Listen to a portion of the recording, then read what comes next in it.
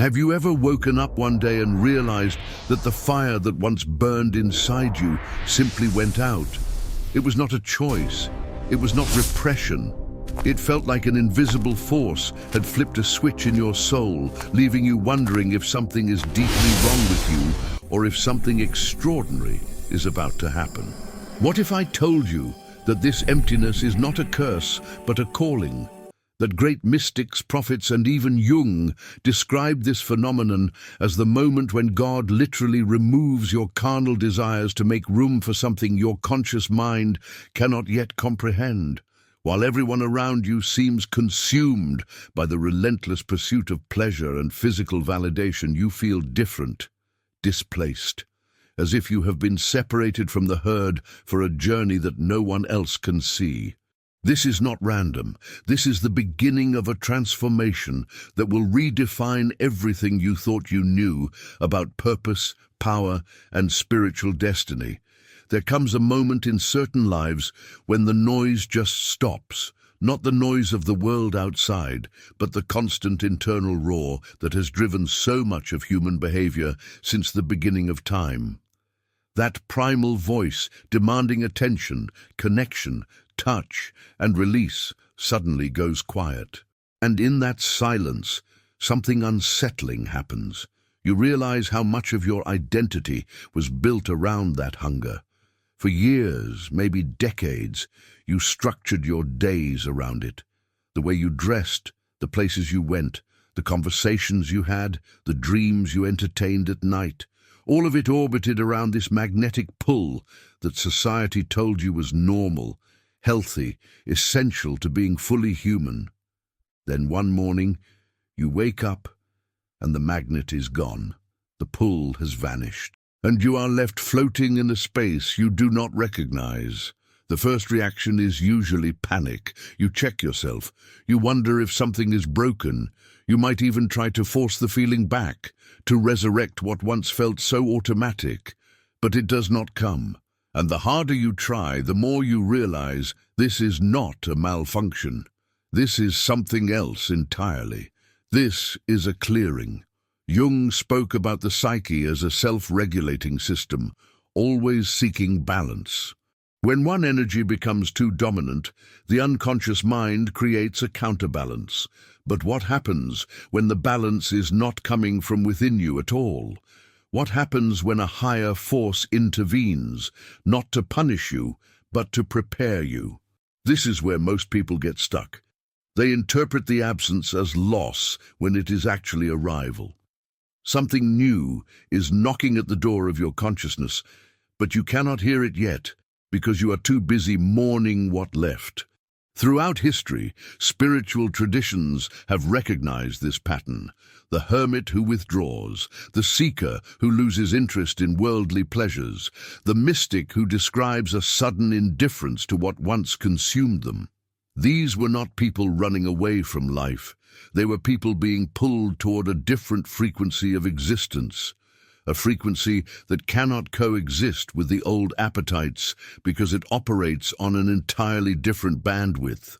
Your body has been screaming at you your whole life, screaming for food when you were not hungry, screaming for stimulation when you needed rest, screaming for validation when you needed solitude.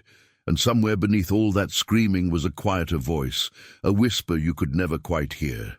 Now the screaming has stopped, and for the first time you can hear what has been trying to reach you all along. This is not about becoming cold or detached. It is not about rejecting your humanity or pretending you are above basic needs. It is about recognizing that you are being recalibrated.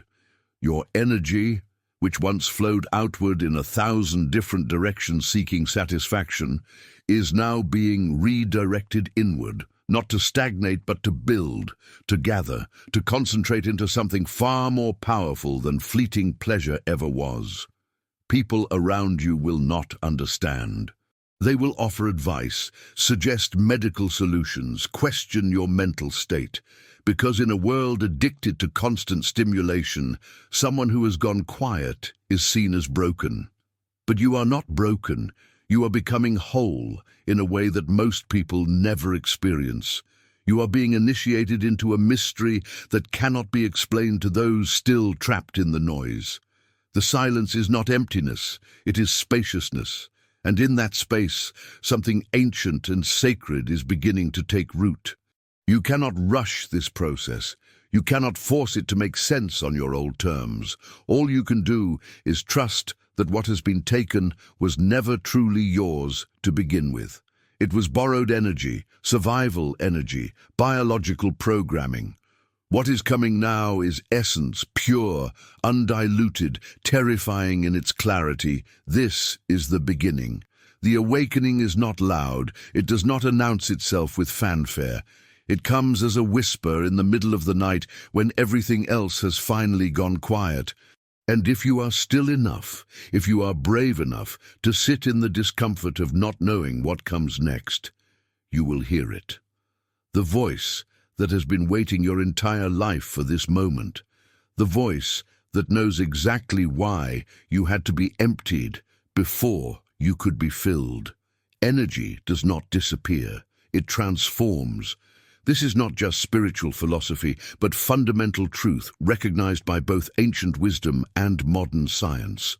When the sexual fire that once burned through your body suddenly diminishes, that energy does not vanish into nothing. It redirects, it converts. It begins a process so subtle that most people miss it entirely, assuming they have simply lost something rather than gained access to a different kind of power. Jung called this process sublimation, but he understood it as more than just psychological redirection. He saw it as alchemical transformation, the same process medieval alchemists depicted in their cryptic texts about turning lead into gold. They were not really talking about metal. They were encoding the secret of human transformation, the base material of raw desire ascending through stages of refinement until it becomes something luminous, something divine. In your body right now, whether you realize it or not, this alchemy is happening. The energy that used to pulse through you, demanding physical expression, has encountered a barrier, not a wall of repression that you built, but a sacred gate that opened from the other side.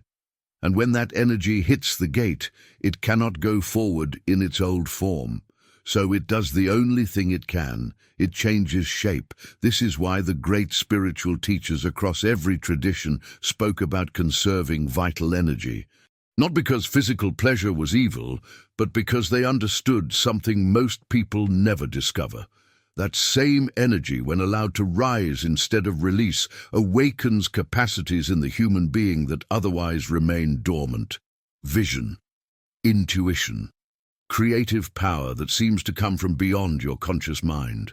Connection to something vast and intelligent that most people only glimpse in rare moments of peak experience.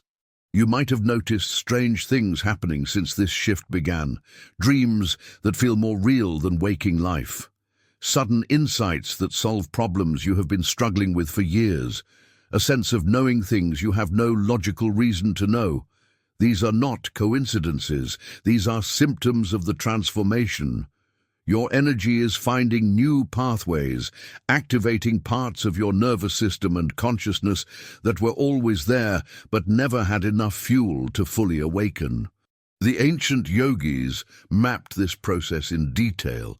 They spoke of energy centers running up the spine, each one corresponding to different levels of consciousness and capability. In most people, the energy stays concentrated in the lower centers, endlessly cycling through survival, pleasure, and power dynamics. But when something interrupts that cycle, when the energy is forced upward, it begins illuminating the higher centers. And this is when everything changes. Suddenly you care less about impressing people and more about understanding truth. You lose interest in shallow entertainment and find yourself drawn to depth, meaning substance. Conversations that once satisfied you now feel empty. Ambitions that once drove you now seem hollow. You are not becoming depressed. You are becoming attuned to a different frequency of value and meaning. This is deeply uncomfortable because your entire social world is still operating on the old frequency. Everyone around you is still plugged into the matrix of desire and distraction, and they expect you to be too. When you are not, when you cannot fake enthusiasm for things that no longer move you, you become an outsider. Not by choice, but by consequence of your transformation. But here is what nobody tells you about this phase. The loneliness, the confusion, the sense of being utterly alone in your experience is actually proof that the alchemy is working. Gold does not form in crowds. Diamonds do not crystallize in comfort. The very isolation you feel is the pressure necessary for your transformation. You are being separated from the collective trance precisely so you can wake up fully. The fire has not gone out. It has gone in. And what is happening in the depths of your being right now is so far beyond what your rational mind can grasp that all you can do is trust the process. Trust that nature, that God, that the intelligence that grows trees from seeds and turns caterpillars into butterflies knows exactly what it is doing with you. You are not losing yourself. You are finding what was always underneath, waiting for enough space and silence to emerge. This invisible work happening inside you will eventually become visible, not in ways the world typically values, but in ways that matter infinitely more. You will carry a different quality of presence. People will sense something in you they cannot name, but instinctively recognize as real. You will speak, and your words will land differently because they come from a place of genuine transformation rather than borrowed ideas. You will move through the world as someone who has been to the depths and returned with something precious, not for yourself alone, but for everyone still trapped in the noise, still searching for satisfaction in places it can never be found. Every spiritual tradition tells the same story in different languages. Before the breakthrough comes the breakdown. Before the vision comes the void. Before the prophet hears the voice of God, they wander in the wilderness with nothing but questions and silence. This is not coincidence. This is pattern. This is law. The desert is not punishment. The desert is preparation. You are in the desert now. You can feel it. That sense of being stripped down to nothing, of having all your familiar comforts and distractions removed. Where you once found pleasure, now there is only numbness. Where you once felt driven, now there is only stillness. And it feels like death, because in a way it is. The old self is dying, and the new self cannot be born until the old one has fully released its grip. Most people never make it through the desert. The discomfort becomes too intense, the uncertainty too overwhelming. So they turn back. They force themselves to re-engage with old patterns, old pleasures, old identities. They convince themselves that the desert was a mistake, a detour, maybe even a mental health crisis. And they spend the rest of their lives wondering why they always feel slightly empty, slightly off, slightly like they missed something important. But you cannot turn back. Not really. Once you have been called into the desert, once the stripping away has begun, there is no returning to innocence. You can pretend, you can go through the motions, but you will always know that something interrupted your ordinary life and tried to show you something beyond it, and that knowing will haunt you. The purpose of emptiness is brutal in its simplicity. You cannot fill a cup that is already full. You cannot build a new foundation on top of an old one. You cannot receive what is trying to come through you while you are still clutching what you think you need. So everything gets taken, not to harm you, but to make room. The desert empties you of everything false so that what is true has space to grow. In the emptiness, something remarkable happens. Your ideas about who you are begin to dissolve. All the stories you told yourself about your identity, your purpose, your desires and fears, they lose their grip. And for a while, you float in terrifying openness, not knowing who or what you are anymore. This is the most dangerous moment of the journey. This is where most people panic and grab onto anything familiar just to feel solid again. But if you can stay in the not knowing, if you can resist the urge to fill the emptiness with noise or distraction or forced positivity, something breaks open.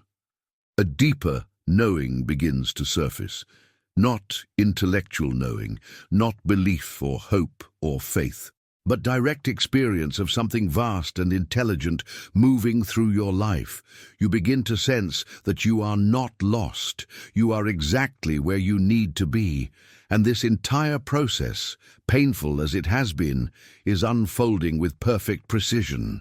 The desert teaches you what cannot be learned any other way. It teaches you that you are not your desires, you are not your accomplishments, you are not your relationships or your reputation or your body.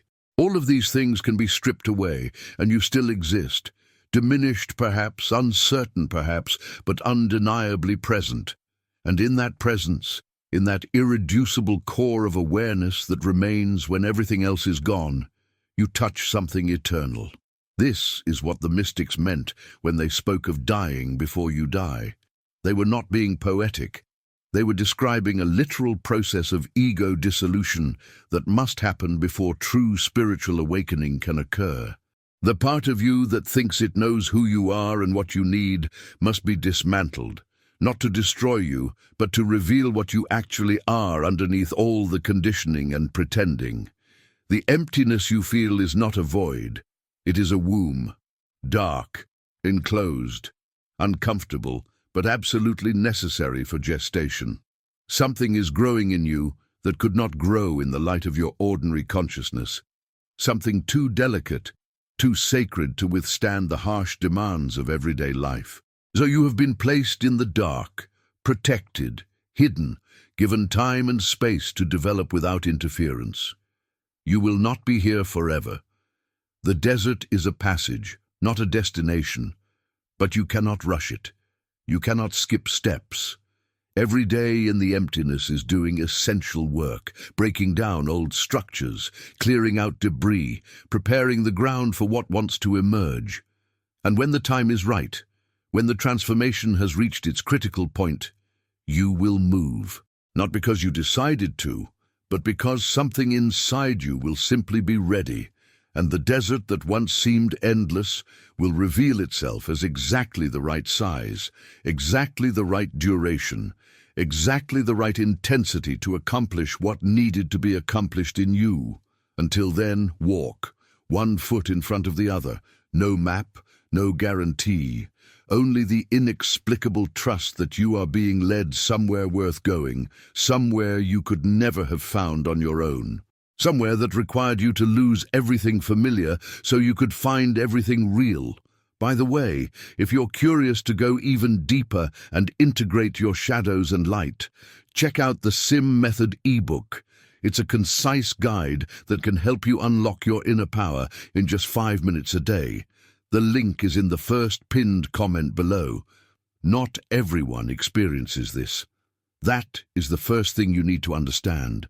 The sudden withdrawal of sexual desire, the emptying of old motivations, the sense of being pulled out of normal life into something undefined. This does not happen to most people. It happens to specific individuals at specific times for specific reasons. And if it is happening to you, you need to know that you are not sick, broken, or cursed. You are marked. Throughout history, certain individuals have reported remarkably similar experiences. A sudden shift in their relationship to physical desire, a growing disinterest in pursuits that once consumed them, a feeling of being watched, guided, or called by something they could not see or name. These individuals went on to become teachers, healers, artists, visionaries, not because they were special to begin with, but because they were willing to follow the thread when it appeared in their lives. One of the clearest signs is the timing. This does not usually happen during times of peace and contentment. It happens during transitions, after loss, after crisis, after you have pushed yourself to the limit in one direction and discovered it led nowhere. The stripping away of desire often comes right when you thought you were finally getting your life together, finally understanding what you wanted. And then suddenly, you do not want it anymore. That jarring contradiction is not random, it is strategic. You are being redirected before you invest years or decades more in a path that was never truly yours. Another sign is the quality of the emptiness itself. This is not depression, though it can be mistaken for it. Depression feels heavy, grey, suffocating. This feels more like neutrality, like someone turned down the volume on everything. You can still function. You can still show up for your responsibilities. But there is a strange detachment, a sense of going through the motions while some other part of you is elsewhere, doing work you cannot consciously perceive. Pay attention to your dreams. When this transformation begins, the unconscious mind becomes hyperactive. You might have vivid, symbolic dreams unlike anything you have experienced before. Dreams of death and rebirth. Dreams of being underwater or flying. Dreams where you encounter figures of authority or wisdom who speak to you in riddles. These are not random firings of neurons. These are messages from the deeper layers of your psyche, trying to communicate what your conscious mind is not yet ready to understand. You will also notice a shift in your tolerance for superficiality. Conversations that you once enjoyed now feel unbearable. Television shows that used to entertain you now seem insulting to your intelligence.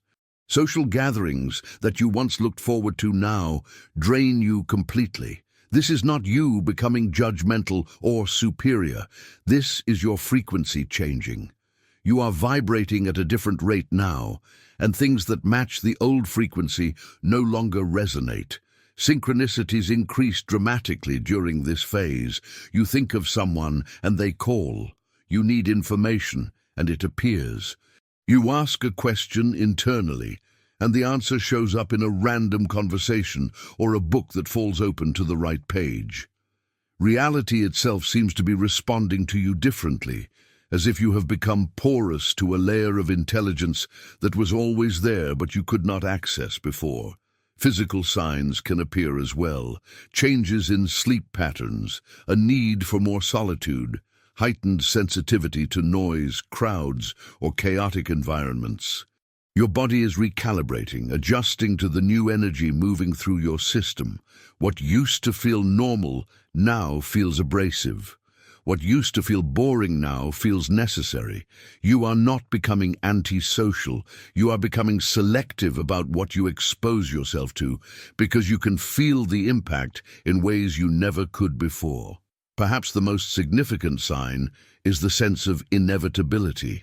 Even though this experience is uncomfortable, even though it disrupts your life and isolates you from others, you cannot shake the feeling that it is supposed to be happening, that you are being prepared for something, that this is not a random occurrence, but a purposeful unfolding.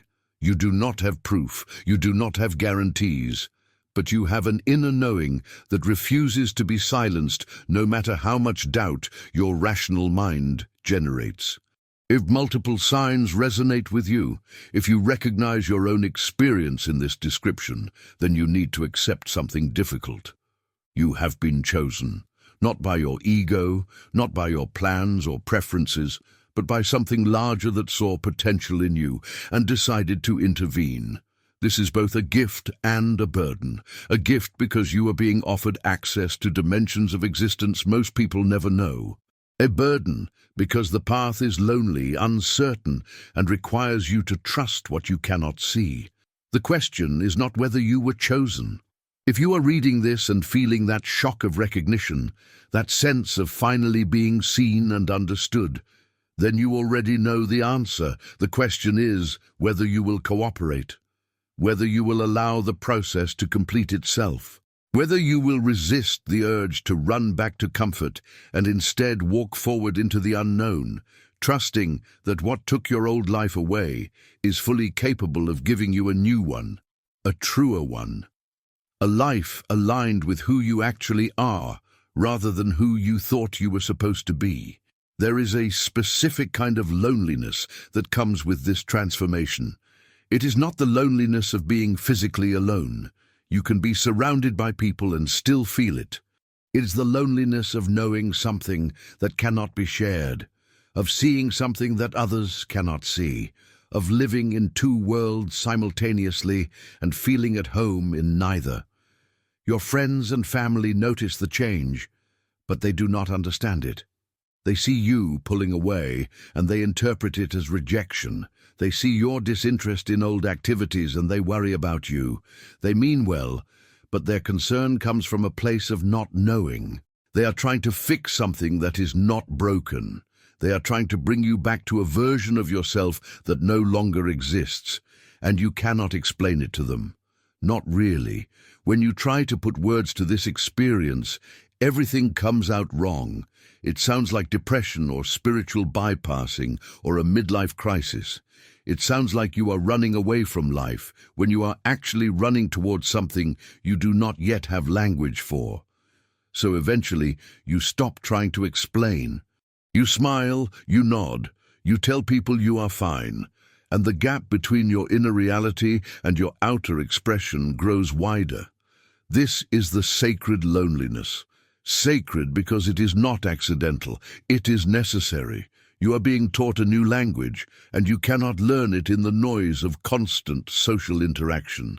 You cannot hear the subtle frequencies of inner guidance when you are perpetually explaining yourself to others. The isolation is protective. It is a cocoon. And what is happening inside that cocoon cannot happen anywhere else. Silence becomes your teacher now. Not the silence of having nothing to say, but the silence of deep listening. You begin to notice things you never noticed before. The way your body speaks to you through sensation. The way your intuition whispers before your rational mind can drown it out. The way presence itself has texture and depth when you are not filling every moment with distraction. At first, the silence is terrifying. Your mind races to fill it. You reach for your phone, you turn on music, you call someone. Anything to avoid the uncomfortable emptiness. But gradually, if you keep showing up to the silence, something shifts. The emptiness stops feeling empty. It starts feeling full, rich, alive with possibility. You realize that what you thought was nothing is actually everything. The silence contains all the answers you have been seeking in the noise. This is when you begin to understand what the mystics meant when they spoke of the still, small voice. Not a voice that shouts over your thoughts, but a voice so quiet that you can only hear it when everything else stops. And what it tells you is not what you expected. It does not give you the plan. It does not explain why this is happening or when it will end. Instead, it tells you to trust, to breathe, to keep walking even when you cannot see the path. The loneliness also serves another purpose. It reveals who you actually are when no one is watching, when there is no one to perform for, no one to impress, no social role to fulfill. In the complete absence of external validation, you discover whether you actually like yourself, whether you can be good company for your own soul. This is a brutal test, and most people fail it. They cannot stand their own presence for more than a few minutes without reaching for a distraction. But if you pass through this fire, if you learn to sit with yourself without judgment or escape, you gain something invaluable. You become self-sufficient in a way that has nothing to do with independence or isolation. You become rooted in something internal that cannot be shaken by external circumstances. You stop needing others to complete you because you have discovered that you were never incomplete. You were just convinced you were by a world that profits from your sense of lack. The language of silence is not learned through effort.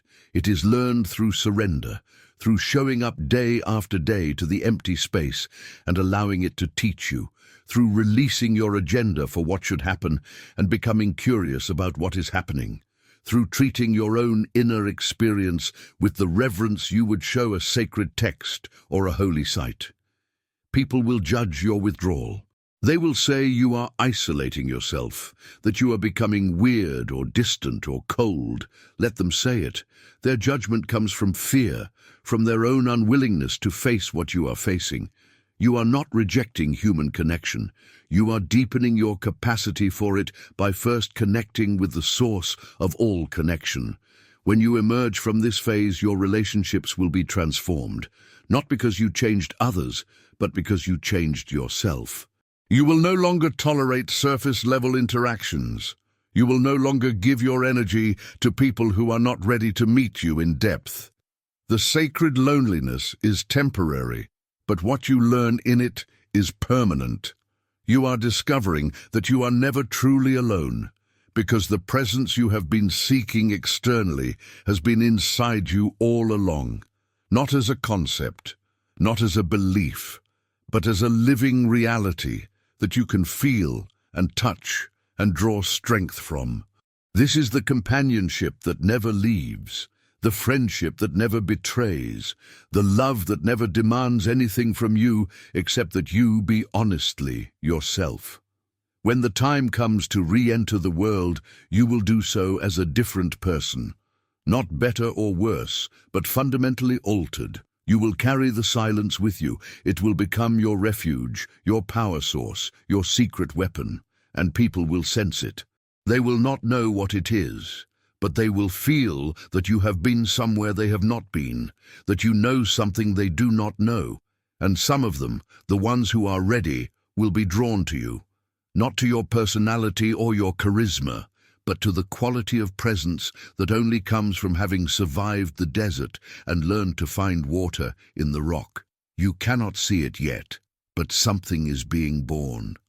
Not out there in the world, but inside you. In the space that was once occupied by constant craving, by the endless cycle of desire and satisfaction and desire again, something entirely new is taking form. It moves slowly.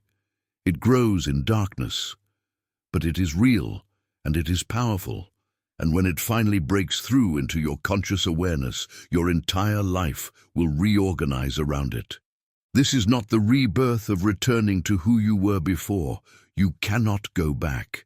The old self has been dismantled too thoroughly.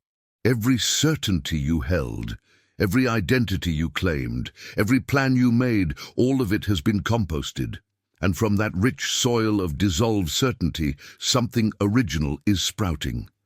Not a better version of your old self, something you have never been before. The first thing you notice is a new kind of clarity.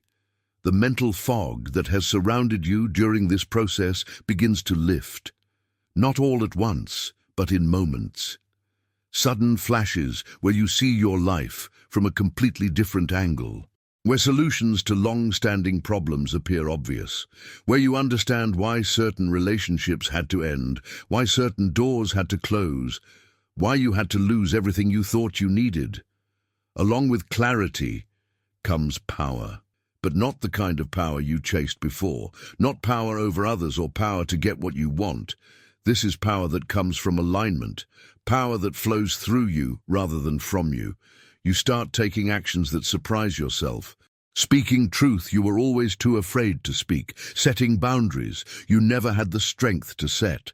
Walking away from situations that would have trapped you for years. Your relationship to desire itself transforms. The old, desperate hunger is gone, yes, but in its place is something subtler and far more potent. Discernment. You become incredibly selective about where you place your energy. You can feel instantly whether something is truly aligned with you or just disguised as what you think you should want. This inner compass, which was always there but drowned out by noise, now guides you with unmistakable precision. Creativity explodes during this phase, not forced creativity, not trying to make something impressive, but genuine creative impulse that pours through you like water finding its level. You might write, you might build, you might teach. The form does not matter. What matters is that you have become a channel for something larger than your personal will. Ideas come to you fully formed. Projects organize themselves. The work flows because you are not doing it. You are allowing it. The people in your life begin to shift. Some relationships that you thought were essential simply fade away without drama or conflict. You stop reaching out and they stop reaching out, and one day you realize you have not spoken in months and you feel nothing about it. Other relationships deepen beyond recognition. People you barely knew suddenly become soul allies. Connections form based on resonance rather than convenience or history. You also notice that you no longer need to convince anyone of anything. The desperate need for validation, for agreement, for others to see things your way evaporates. You state your truth and then you release it. If it resonates, beautiful. If it does not, equally beautiful. You have discovered that your value is not determined by consensus. You are not here to fit in. You are here to embody something that can only come through you. Physical changes often accompany this rebirth. Your face looks different, not older or younger, but more settled, more at home in your own skin. Your voice changes. It comes from a deeper place in your body, carries more weight even when you are speaking softly. Your presence affects rooms differently. People notice you without you trying to be noticed. Animals and children respond to you with unusual trust. But perhaps the most profound shift is in your relationship to purpose. The gnawing question of why you are here, what you are supposed to do, who you are meant to become. It stops torturing you. Not because you figured it out intellectually, but because you stepped into it experientially. You realize that you are already doing it. That every moment of the journey, even the darkest parts, was the purpose itself. There is nothing to find because you are it. The hunger that defined your early life served its function. It moved you through the world, pushed you to achieve, to connect, to experience. But there comes a point in certain lives when that hunger must die so that a deeper calling can be heard. You have reached that point. And what is being born now is not driven by lack.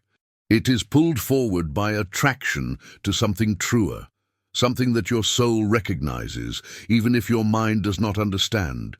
You will never be the same. The person you were before this began is gone. Grieve if you need to, but do not try to resurrect what has been composted. Instead, turn your attention to what is emerging, nurture it, protect it. Give it space to grow without forcing it to prove itself or make sense or be acceptable to others. This new self needs time to find its legs, to test its voice, to discover its unique way of moving through the world. And when you are finally ready, when the transformation has reached its completion, you will step back into the world carrying medicine that only you can carry. Not because you are special, but because you were willing to die. You were willing to let everything be taken. You were willing to sit in the desert and the darkness and the silence until something true could be born. And that willingness, that surrender, that trust in the face of total uncertainty, that is what makes you a vessel for the divine. That is what makes your rebirth not just personal healing, but a gift to everyone still trapped in the ancient hunger, still seeking in all the wrong places, still waiting for someone to show them that there is another way. You are that someone now, not because you chose it, but because you survived it. And survival is its own form of mastery.